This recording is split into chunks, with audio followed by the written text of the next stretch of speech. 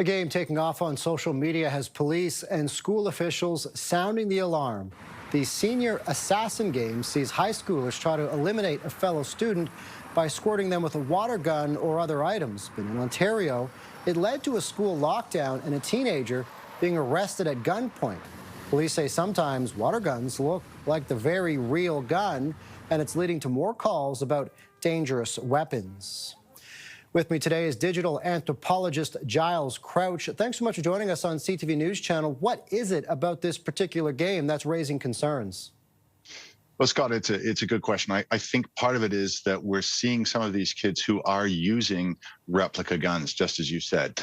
The game originated, I think, from video games such as Assassin's Creed and Fortnite, and it sort of evolved into the social media challenge. And now what we're seeing is, unfortunately, some people thinking that they can use replica guns. This isn't a new game. To be honest, I remember this game going through my high school years, but I'm curious, is social media adding to the concern for police and school officials?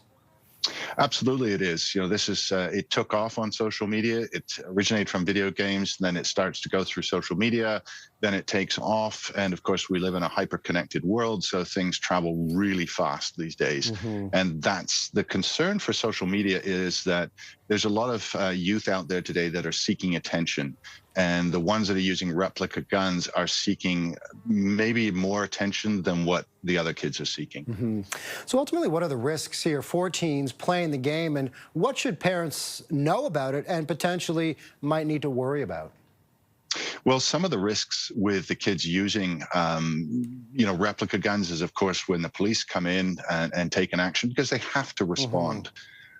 But the other part is that, where are these games taking place? I've seen incidents where some kids have been on the back of vehicles and they've been attacked, and the vehicle drives away and the kid falls off of the vehicle. So there's more at risk at just, using replica guns, but it's where the game takes place and how it takes place as well. Yeah, you mentioned, riding on the back of a pickup truck.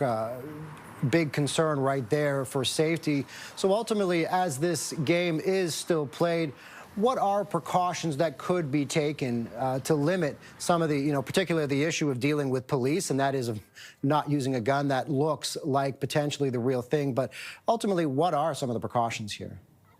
Well, we have to remember that teenagers don't think about consequences all the time. Their brain chemistry is a little bit different. So this is where parents need to keep an eye on these type of social media trends. They've got to, check their kids' phones, talk to them, have an open dialogue, not be, not be aggressive and not push them, but to just have an open conversation with the kids, and keep an eye on how they're using social media and what kind of trends are they participating in. All right, good to know. Digital anthropologist Giles Crouch, thanks so much for your time. Appreciate it.